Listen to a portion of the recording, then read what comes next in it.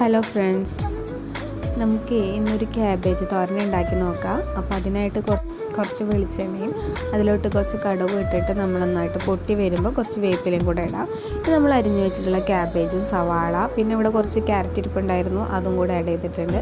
ഒക്കെ കൂടി നന്നായിട്ട് ഫൈനായിട്ട് അരിഞ്ഞു വെച്ചിട്ടുണ്ട്, അതും കൂടെ ആഡ് ചെയ്തിട്ട് നന്നായിട്ട് മിക്സ് ചെയ്യാം.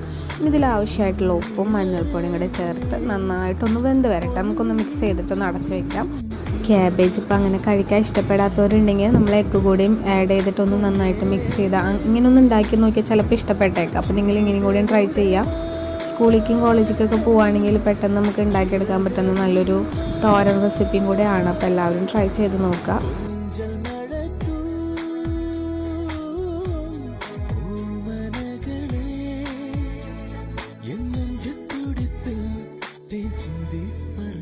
ആവശ്യത്തിന് ഇത് വെന്ത് വന്നു എന്ന് തോന്നുമ്പോൾ നമുക്ക് ഇതിൻ്റെ സെൻറ്റർ ഭാഗം ഒന്ന് ഒഴിവാക്കിയിട്ട് കുറച്ച് വെളിച്ചെണ്ണ കൂടി ഒഴിച്ചിട്ട് നമുക്കൊരു 2-3 എഗ്ഗ് കൂടെ ഞാൻ ഇട്ടിട്ട് നന്നായിട്ട് മിക്സ് ചെയ്തെടുക്കുന്നുണ്ട്.